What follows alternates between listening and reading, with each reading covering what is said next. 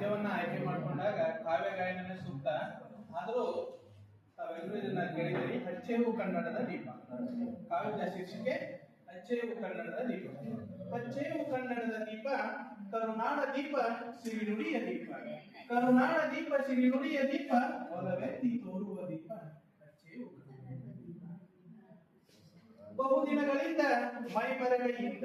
ಬಹುದಿನಗಳಿಂದ ಮೈಮರೆವೆಯಿಂದ ಕೂಡಿರುವ ಕೊಳೆಯ ಪಚ್ಚೇವು ಎಲ್ಲೆಲ್ಲಿ ಕನ್ನಡದ ಕಂಪು ಸೂಸದಲ್ಲಿ ಕರನ ಚಾಚೆವು.